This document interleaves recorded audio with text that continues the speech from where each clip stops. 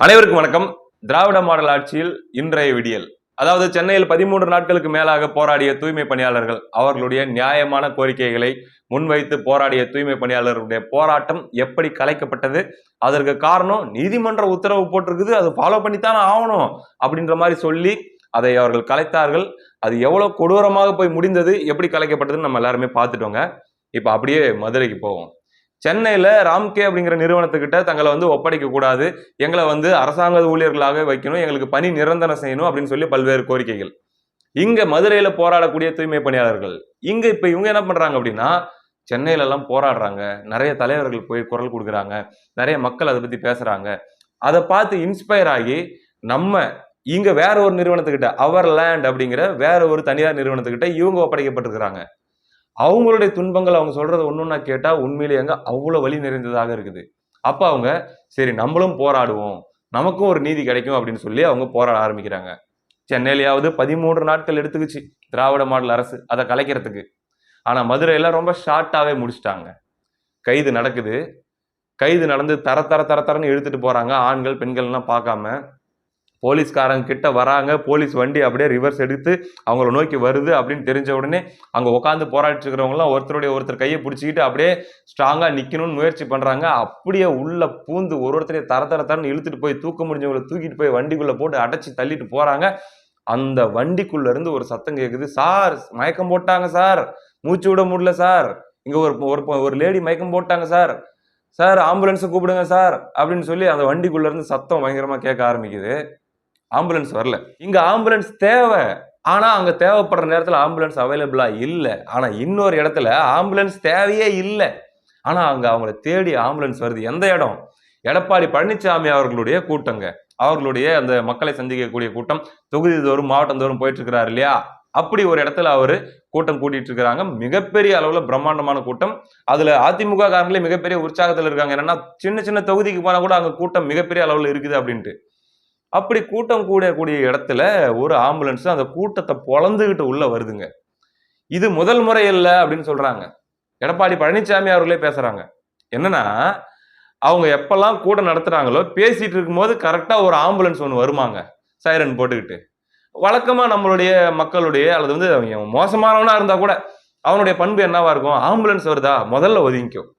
நம்ம ஒரு வேலையா வண்டியில போயிட்டு இருப்போம், ரோட்ல போயிட்டு இருப்போம், டக்கு டக்கு டக்குன்னு நவுந்துட்டு வழி விடு, அவங்க போட்டும், என்ன அவசரமோ, உள்ள எந்த உயிர் போராடிட்டு இருக்குதோ நல்லா இருக்கட்டும்பா சாமி அப்படின்னு ஒரு செகண்ட் நினைக்கக்கூடிய பண்பு தான் நம்ம எல்லாருடைய பண்பும்.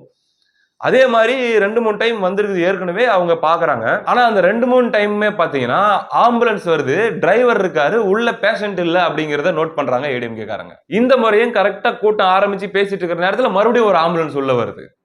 இப்பயும் போய் பார்த்தா உள்ள டிரைவர் மட்டும் தான் இருக்காரு, பேஷண்ட் யாருமே இல்லை, வெறும் ஆம்புலன்ஸுங்க. காலி ஆம்புலன்ஸ அதிமுக கூட்டம் நடக்கக்கூடிய இடங்கள்லாம் இறக்கி விடுதான். யார் இறக்கி விடுவாங்க? யார் அந்த கூட்டத்தை பார்த்து மிரண்டு போயிருக்கிறாங்களோ அல்லது அந்த கூட்டத்தை பார்த்து யார் வயிறு எரியிறாங்களோ, என்னடா நாமளும் கோட்டரும் கோழி பிரியாணியும் அதுக்கு அப்கிரேட் பண்ணும் விதமா ஆஃப்ல இருந்து 1க்கு 2 பிரியாணியும் கொடுத்தா கூட நமக்கு இவ்வளவு கூட்டம் கூட மாட்டேங்குது அப்படின்னு சொல்லி யார் எரிஞ்சு போய் கிடக்குறாங்களோ அவங்க சரி இதுல ஒரு ஆட்டத்தை கலைச்சு விடுவோம், பேசும்போது கொஞ்சம் குறுக்கீடு செய்வோம் அப்படின்ட்டு ஆம்புலன்ஸை உள்ள விடுற வேலையை செய்யறாங்க. இந்த சல்லித்தனமான செயலை 4-5 தடவை பொறுத்து பார்த்த எடப்பாடி பழனிசாமி அவர்கள் இந்த தடவை போட்டு பொளந்து எடுத்துட்டாரு அந்த மேடையிலேயே.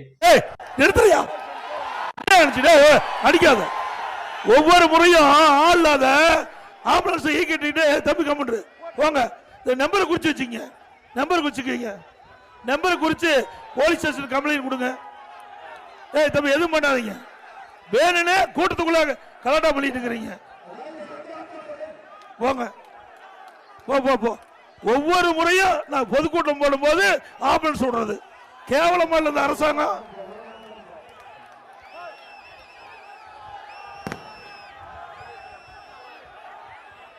தம்பி விட்டுங்க, போட்டோம் கேவலமான அரசாங்கம். அரசாங்கம் எதுக்கிறதுக்கு தில்லு வேணும், அரசு நீதி அதுக்கு வேணும். அதை விட்டுட்டு கூட்டத்துக்குள்ள ஆம்புலன்ஸ் விட்டு ஒவ்வொரு முறையும் பிரச்சனை பண்றதா. இந்த டிரைவரு இதெல்லாம் குறிச்சு வச்சுக்க, நம்பர் குறிச்சு வச்சுக்க, யாரும் அப்புறம் பேசிக்கலாம். ஒவ்வொரு கூட்டத்திலையும் பாக்குறேன், கிட்டத்தட்ட ஒரு 20-30 கூட்டத்துல இது மாதிரி ஆம்புலன்ஸ் விடுறது, வேணா கூட்டத்துல கலாட்டா பண்றது. இந்த அரசாங்கம் ஒரு கேவலமான அரசாங்கம், தில்லு திராணி தெம்பு இருந்தா அரசியலே தான் எடுத்து பார்க்கணும். மக்கள் குழுமி இருக்கிற கூட்டத்தில் விட்டு மக்களுக்கு ஒரு கஷ்டத்தை உண்டாக்கி இதில் ஏதாவது மக்கள் அடிபட்டது யார் பொறுப்பு? ஆக வேண்டுமென்று திட்டமிட்டு இந்த வெறும் ஆம்புலன்ஸ்ல யாருமே போகல, நோயாளியே போக கிடையாது, அங்க வலி இருக்குது. நான் ஆரம்பத்திலிருந்து இது கிட்டத்தட்ட ஒரு 30 கூட்டத்தில் பார்த்திருக்கிறேன் இதே மாதிரி ஆம்புலன்ஸ கூட்டத்துக்குள்ள விடுறது. ஆக இந்த அரசுக்கு எச்சரிக்கையா விடுறோம், அடுத்த இருக்க ஆம்புலன்ஸ் வந்தா ஆம்புலன்ஸ் பேஷண்ட் ஏத்திட்டு போற மாதிரி தான் இருக்கும். எப்படி நம்ம திராவிட மாடலுடைய ஸ்பெஷாலிட்டி, ஆம்புலன்ஸ் தேவைப்படுற நேரத்துக்கு தேவைப்படுற இடத்துல இருக்குதோ இல்லையோ, ஆனா எதிர்கட்சி கூட்டம் கூட்டுது, அங்க பயங்கரமா கூட்டம் இருக்குது அப்படின்னா அங்க உள்ள பூந்து அந்த ஆம்புலன்ஸ் வந்து அப்படி போகணும் எம்டியா, அந்த மாதிரியான ஒரு வேலையை பார்த்துட்டு இருக்கிறாங்க. சரி, மறுபடியும் இந்த மதுரை தூய்மை பணியாளர்களுடைய போராட்டத்துக்கு வருவோம். என்ன சொல்றாங்கன்னா, ஆடுங்கயா, ஆடுற வரைக்கும் ஆடுங்க, நீ ஆட்டம் போடுற வரைக்கும் போடு, இதே கடைசி அப்படிங்கிறதுல எல்லாருமே உறுதியா இருக்காங்க. இதை பார்க்கக்கூடியவங்க அவங்களுடைய அடிப்படை கோரிக்கை என்ன தெரியுமாங்க? அந்த அவர்லேண்ட் அப்படின்ற நிறுவனத்துக்கிட்ட ஒப்படைக்கப்பட்ட அந்த தூய்மை பணியாளர்கள் கேட்கக்கூடிய கேள்வி என்ன தெரியுமா? சென்னையில போராடினாங்களே 13 நாள், அந்த 13 நாள் போராடின தூய்மை பணியாளர்களை கலைக்கிறதுக்கு என்ன காரணம் சொன்னீங்க? நாங்களா கலைக்கிறோம், நீதிமன்ற உத்தரவு கொடுத்துருச்சு அதனால கலைக்கிறோம்னு சொன்னீங்களே, நீதிமன்ற உத்தரவுகளை நீங்க அந்த அளவுக்கு மதிக்கிறவங்களா? பதிலுக்கு நாங்க ஒரு கேள்வி கேட்கிறோம். இதெல்லாம் பேசுறவங்க யாரு? அந்த ஆர்ப்பாட்டத்தில் கலந்துக்கிறவங்க பேசுறாங்க. 2022ஆம் ஆண்டு மதுரை உயர் நீதிமன்ற கிளையில நீதிபதிகள் 2-3 நீதிபதிகள், SM சுப்பிரமணியம் இன்னும் சில நீதிபதிகள் சேர்ந்து ஒரு உத்தரவு கொடுக்குறாங்களே, அதாவது தினக்கூலி பெற்றுக் கொண்டிருக்கிற தூய்மை பணியாளர்களுக்கு பணி நிரந்தரம் செய்ய வேண்டும், அதை செய்யலாம் அரசு அப்படின்னு சொல்லி இங்க உயர் நீதிமன்றம் உத்தரவு கொடுத்து, அந்த உத்தரவையும் நீங்க உயர் நீதிமன்றத்தை அவ்வளவு மதிக்கிறவர்களாக இருந்தால், அவ்வளவு போற்றுகிறவர்களாக இருந்தால் அதை ஏன் செய்யவில்லை? செய்யறது மட்டும் இல்ல, மாறாக அந்த உத்தரவை எதிர்த்து உச்ச நீதிமன்றத்தில் அப்பீல் பண்ணிருக்கிறாங்க. இல்ல அப்படி அந்த நீதிபதி சொன்னதை ஒத்துக்க முடியாது, பணி நிரந்தரம்லாம் செய்ய முடியாது, அதனால அது செல்லாதுன்னு சொல்லி விடுங்க ஜட்ஜ் ஐயா அப்படின்ட்டு உச்ச நீதிமன்றத்துக்கு போயிருக்குது நம்ம திராவிட மாடல் அரசு. எப்படி வசதிக்கு ஏத்த மாதிரி நீதிமன்ற உத்தரவுகளை பயன்படுத்திக் கொள்ளுதல். அவங்க படக்கூடிய துன்பங்களை அவங்க சொல்றாங்க. ஒரு டிரைவரா இருக்கக்கூடியவர் சொல்றாரு, என்ன சொல்றாருன்னா, எங்களுடைய அதாவது நாங்க வண்டியில போறோம் வரோம், எங்களுக்குரிய பாதுகாப்பு முதல்ல அடிப்படையில் அவங்க ஏற்படுத்தி தரல, ரெண்டாவது ஒரு டயர் போயிருது இல்ல வண்டியில ஒரு சின்ன பிரச்சனை ஏதோ ஒரு டேமேஜ் ஆயிருது அப்படின்னா அதை கூட எங்களை தான் பண்ண சொல்றாங்க. ஏன்னா வேலை செய்யறது தனியாருக்கு கீழே, தனியார் எதை பார்ப்பான், அவனுக்கு எவ்வளவு மிச்சம் பிடிக்க முடியுமோ அதை தானே பார்ப்பான். ஆல்ரெடி ஒட்டுமொத்தமா கொடுத்துதானே அந்த கான்ட்ராக்ட் எடுத்திருப்பான், அதுக்கப்புறம் மறுபடியும் செலவு பண்ணணும் அவன் பார்ப்பானா? ஒரு டயர் போயிருச்சுன்னா கூட எங்களை மாத்த சொல்றாங்க அப்படின்னு சொல்றாங்க அந்த போராட்டத்தில் இருக்கக்கூடியவங்க. அது மட்டுமா, பெண்கள் அவங்களுக்கு இருக்கக்கூடிய பிரச்சனைகள் ரொம்ப கொடுமையா, அதாவது அவங்களுடைய சுப்பீரியரா இருக்கக்கூடியவங்க, சூப்பர்வைசராவோ அல்லது அவங்ககிட்ட வேலை வாங்கக்கூடிய பொசிஷன்ல இருக்கவங்களோ அவங்க எங்களை ரொம்ப மோசமா நடத்துறாங்க, கொத்தடிமை போல நடத்துகிறார்கள்.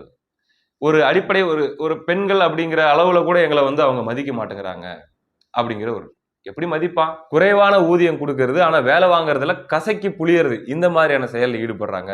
இன்னொருத்தர் சொல்றாரு, நான் கிளீனர் ஒர்க் செய்யறேன், எனக்கு மேல இருந்து விழுந்து அடிபட்டுருச்சு, அப்போ மருத்துவ செலவுகளுக்குன்னு சொல்லி கொஞ்சம் செலவு பண்ணாங்க, அதுக்கப்புறம் மறுபடியும் அந்த ராடை அகற்றணும், அடுத்த கட்ட செலவுகள்லாம் இருக்குது அப்படின்னும் போது அதெல்லாம் பண்ண முடியாது, நீ பாத்துக்க அப்படின்ற மாதிரி சொல்றாங்க. ஏங்க நான் வேலை செஞ்சுதாங்க எனக்கு அடிபட்டுச்சு, அதுக்குரிய மருத்துவ செலவுகளுக்கு நான் சரியாகி வர்றதுக்கு எனக்கு சப்போர்ட் பண்ண மாட்டேங்கிறாங்க, வேலையை விட்டு போறதா இருந்தா போ அப்படின்ற மாதிரி சொல்றாங்க. இப்படி பல்வேறு பிரச்சனைகள்ங்க. வெறும் பணி நிரந்தரம் மட்டும் இல்ல, எங்களை தனியார்கிட்ட இருந்து காப்பாத்து, பணி நிரந்தரம் செய், எங்களுக்குரிய நியாயமான ஊதியத்தை வழங்கு, அது போல கொரோனா காலகட்டத்துல எங்களுக்கு நீங்க கொடுக்கறதாக இருந்த அந்த ஊக்கத்தொகை போனஸ் இதெல்லாம் எங்களுக்கு கொடுங்க, எங்களை நார்மலாக மற்றவங்களை போல இயல்பாக வேலை செய்யக்கூடியவர்களாக எங்களை நடத்துங்க, இது எங்களுடைய சுயமரியாதை சம்பந்தப்பட்ட விஷயம். ஐயா ஸ்டாலின் அவர்கள் எங்களுக்கு சலுகை கொடுக்க வேணாம், என்னமோ பெருசா சென்னையில் இருக்கிற போராட்டத்தை கலைச்சு விட்டு ஏதோ 4-5 அறிவிப்பு கொடுத்திருக்காரு, யாரு கேட்டா அவங்க கிட்ட எங்களுடைய உரிமையை நாங்க கேட்கிறோம், அதுக்கு முதல்ல நீங்க ரெஸ்பாண்ட் பண்ணுங்க, சலுகையை நாங்க கேட்கல அப்படின்லாம் சொல்லி போராட்டி இருந்த போராளிகளை தான், அந்த போராட்டக்காரர்களை தான் கரெக்டா ராத்திரி ஒரு 9:30-10 மணிக்கு போலீஸ் என்ன பண்ணுது, தரன்னு இழுத்துட்டு போயிட்டு கலைச்சு விடு, அவ்வளவுதான். எந்த நீதிமன்றம் உத்தரவு போட்டுச்சு இந்த போராட்டத்தை கலைக்கிறதுக்கு? அதெல்லாம் ஒண்ணும் இல்லை, கலைச்சு விடு, மேலிடத்து உத்தரவுங்க, கலைக்கிறவங்கன்னு சொல்லி போலீஸ் சொல்லிட்டு என்ன பண்றாங்கன்னா அத்தனை பேரையும் தூக்கி போட்டு கலைச்சு விட்டாங்க. அவங்க போராடின இடம் இருக்குது இல்லையா, மதுரை மாநகராட்சி அலுவலகத்துடைய அந்த வளாகம், அவங்க போராட்டம் நடத்தின டைம்ல என்ன வேலை தெரியுமா பண்ணியிருக்காங்க, இதனுடைய 2 நுழைவாயிலையும் அடைச்சிட்டாங்களாங்க. பேரிகேட்ஸ் எல்லாம் போட்டு 2 நுழைவாயிலையும் அடைச்சிட்டு, ஏன்னா சென்னையில இவங்க வந்து பாடம் கத்துக்கிட்டாங்கல்ல, எப்படிலாம் வந்து ஒரு போராட்டம் சின்னதா ஆரம்பிச்சு அப்படியே பெருசு பெருசா பெருகுது, அரசியல் கட்சி தலைவர்கள், சமூக ஆர்வலர்கள் அல்லது அந்த போராட்டத்துக்கு துணை நிற்கக்கூடிய அமைப்புகள், பப்ளிக் அப்படின்னு சொல்லி வர வர வர வர அது பெரிய இஷ்யூவா மாறுது இல்ல, அப்படி ஆக விடக்கூடாது. இதை முளையிலேயே கிள்ளி எறியணும். அப்ப 2 நுழைவாயிலையும் போட்டு அடைச்சிரு. யாருக்கும் அனுமதி கிடையாது. உள்ள போராடுறவங்க போராடிட்டுக்கட்டும், கத்துறவங்க கத்திட்டு இருக்கட்டும். வெளியே இருந்து என்ன பண்ணிடலாம், மொத்தமா அது யார் வந்து அவங்கள பார்க்க வராங்க, ஆதரவு கொடுக்க வராங்கன்னா யாருக்குமே அனுமதி கிடையாது. மேலும் மாநகராட்சி அலுவலகத்துக்கு மனு கொடுக்கறதுக்கோ அல்லது அவர்களுடைய பிரச்சனை சார்ந்த மக்கள் வருவாங்கல்ல, அந்த மக்கள் கிட்ட கூட பாத்தீங்கன்னா 1008 இன்வெஸ்டிகேஷன். யாரு நீ, ஐடி ப்ரூஃப் காட்டு, என்ன வேலைக்காக வந்த, நிஜமாவே வந்து வேலை விஷயமா தான் வரையா, போயிட்டு நேரம் கிளம்பி வீட்டுக்கு போயிருவல்ல, இல்ல அந்த பக்கம் போராட்டம் பண்ணிட்டு அந்த பக்கம் தானே போய் வேடிக்கை பார்ப்பியா, எதுவும் இல்ல ரைட்டு போயிட்டு வா.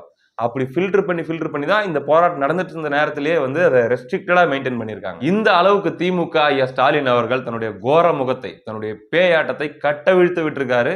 சென்னையா இருந்தாலும் சரி, அது மதுரையாக இருந்தாலும் சரி, தூய்மை பணியாளராக இருந்தாலும் சரி, நீ ஓட்டுநராக இருந்தாலும் சரி, இல்ல வேற கிளீனராக இருந்தாலும் சரி, நீ யாராக இருந்தாலும் சரி, உனக்கு இதே ட்ரீட்மெண்ட் தான். அள்ளி தூக்கிட்டு போய் களைச்சு போட்டு போயிட்டே இருப்போம். அவ்வளவுதான். ஏன்டா போராடுற, போராடக்கூடாது. ஏங்க நாங்க போராடக்கூடாது, மேலிடத்து உத்தரவு. யாருங்க அந்த மேலிடம், அதெல்லாம் ரகசியம், சொல்றதுக்கு இல்லை. அவ்வளவுதான். ஏறு வண்டியில ஏற மாட்டியா, தூக்கி போட்டு போயிட்டே இருப்போம். இந்த ரேஞ்சில டீல் பண்ணிட்டு இருக்காங்க. இது தமிழ்நாடு முழுக்க பரவ ஆரம்பிக்குது. சென்னையில தொடங்குது, மதுரை வருது, அடுத்து இப்ப மற்ற மாவட்டங்கள்ல இருக்கக்கூடிய, மற்ற மண்டலங்கள்ல இருக்கக்கூடிய, அங்க இருக்கக்கூடிய தூய்மை பணியாளர்களும் பார்ப்பாங்கல்ல. இதுதான்டா நேரம். நமக்கான வழியை நம்ம சொல்லுவோம், நமக்கான கோரிக்கைகளுக்காக நம்ம போராடுவோம்னு சொல்லி இந்த போராட்டம் மேலும் மேலும் வளர்ந்து வருவதற்கான ஒரு மிகப்பெரிய சூழல் உருவாயிருக்குது. தமிழ்நாடு எங்கும் போராட்டம் வெடிப்பதற்கான வாய்ப்பு இருக்குது அப்படின்னு சொல்றாங்க. அந்த பயத்துல தான் இந்த மதுரை போராட்டத்தை இந்த அளவுக்கு ரெஸ்ட்ரிக்டடா யாரையும் நுழைய விடாம பண்ணி 10 நாளைக்கு 12 நாளைக்குன்னு சொல்லி அவங்களை தொடர்ச்சியாக போராடவும் விடாம தனிமைப்படுத்தி இப்பயே அதை கலைச்சு போட்டுரு. அப்படி பண்ணாதான் அடுத்து எங்கன்னா வேற எங்கன்னா போராடணும் அப்படிங்கிற மோட்டிவேஷன் யாருக்கும் வராது. போராடினாலும் வேஸ்ட்ரியா, என்ன நடக்க போகுது, 4 நாள் உட்கார போறோம், சம்பளம் இருக்காது, அதுக்கப்புறம் நம்மளை கைது பண்ணி தூக்கி போட்டு போயிடுவாங்க, கைது பண்ணும்போது கை உடைப்பாங்களோ கால் உடைப்பாங்களோ தெருல விடு அப்படின்ற மாதிரியான உளவியல் ரீதியான சோர்வுக்கு போயிடணும். போராட்டத்தை கலைக்கிறது, நீர்த்து போக செய்யறதுல திமுக எக்ஸ்பர்ட்டுங்க. எவ்வளோ பெரிய ஈழப் போராட்டம், அந்த ஈழத்துக்காக அங்க போரை நிறுத்த வேண்டும் என்று தமிழ்நாட்டில் நடந்த போராட்டத்தையே வேற மாதிரி டீல் பண்ணாங்க. யாரை வச்சுன்றது தாங்க கொடுமை. நமக்காக தமிழர்களுக்காக பேசக்கூடிய தலைவர்கள் அப்படின்னு சொல்லிட்டு திமுக கூடயும் நாங்க போய் பேசிட்டு வருவோம், அடுத்து இங்க போராடுறவங்க கூட வந்து பேச்சுவார்த்தை நடத்துவோம், உங்களுக்காக தான் நாங்க அங்க பேசிட்டு இருக்கிறோம் அப்படின்ற மாதிரிலாம் சுத்திட்டு இருப்பாங்க இல்லையா ஐயா வைகோ அவர்கள், தோழர் திருமாவளவன் அவர்கள் அப்படின்ட்டு. யார் அந்த மக்களுக்கானவர்கள் என்று பிரதிநிதிகளாக தலைவர்களாக இருக்கிறார்களோ அவர்களை வைத்தே அதை நீர்த்து போக செய்யற மாதிரியான ஒரு வேலையை திமுக செய்யும். ரைட்டு, மதுரை போராட்டத்தை கலைச்சாச்சு. அடுத்து என்ன எதிர்பார்க்கலாம்? வழக்கம் போலதான் ஐயா ஸ்டாலின் அவர்களை சந்தித்து தூய்மை பணியாளர்கள் நன்றி தெரிவிக்கக்கூடிய ஒரு வீடியோ ஒன்று வரலாம். யாருங்க அந்த தூய்மை பணியாளர்கள், எங்கெங்க இருந்தாங்க இவ்வளவு நாளா அப்படின்னு கேட்டீங்கன்னா அதெல்லாம் தெரியாது. இங்க போராடுறவங்க அவங்க யாரோ ஸ்டாலின் அவர்களை வந்து பார்த்து கூட உட்காந்து நன்றி தெரிவிச்சுட்டு போனாங்க பாரு, அவங்க தான்டா தூய்மை பணியாளர்கள். அது மட்டுமா, ஐயா ஸ்டாலின் அவர்களை பாராட்டி, திராவிட மாடலை பாராட்டி மதுரையில் தூய்மை பணியாளர்கள் பேரணி அப்படின்ட்டு அடுத்த ஒரு செய்தி வரும். யாருங்க அவங்க தூய்மை பணியாளர்கள்? எப்படிங்க இந்த பேனரு இந்த இதெல்லாம் வந்து ஒரே நைட்ல ரெடி பண்ணாங்க? அதெல்லாம் சொல்றதுக்கு இல்ல, அதெல்லாம் மேஜிக். அவங்க கைக்கு ரெடிமேடா வந்து கிடைக்கும். ஏன்னா அவங்க பாராட்டுறதுக்கு தயாரா இருக்கிறாங்க. பாராட்டுறவங்களை நாங்க ஊக்குவிக்கணும்னு ஆசைப்படுறோம். அடுத்து என்ன, ஒரு 30-40 பேரை கூட்டிக்கிட்டு முதலமைச்சர் அவர்களை பாராட்டி தூய்மை பணியாளர்கள் பேரணி அப்படின்னு சொல்லி அதை போட்டு பயங்கரமா எல்லா செய்திகளையும் ஃபிளாஷ் பண்ணுவாங்க. வேற மாதிரி கண்ணை மூடிக்கிட்டா, ஐயா ஸ்டாலின் அவர்கள் தான் இந்த பழமொழியை ரொம்ப கரெக்டா சொன்னார் ஒரு காலத்துல. பூனை கண்ணை மூடிக்கொண்டால் பூமி உருண்டு விடும், இருண்டு விடும் என்பது போல அப்படின்னுவாரு. அந்த மாதிரி நம்ம கண்ணை மூடிக்கிறோம். கண்ணை மூடிக்கிட்டோம்னா எல்லாரும் நம்மளை பாராட்டுறாங்க, எல்லாரும் நம்மளை வாழ்த்துறாங்க. இங்க மதுரையிலிருந்து, சென்னையிலிருந்து, ஆப்பிரிக்கா முதற்கொண்டு எல்லாரும் நம்மளை வாழ்த்துக்கிட்டே இருக்கிறாங்க. சூப்பரா ஆட்சி பண்ணிட்டு இருக்கிறோம் அப்படின்ற ஒரு மோட்ல போயிட்டு இருக்குது. போட்டோம். அடுத்த ஆம்புலன்ஸ் எங்க விட போறாங்க அப்படின்னு தெரியல. பார்ப்போம். அடுத்த காணொலியில் சந்திப்போம். நன்றி.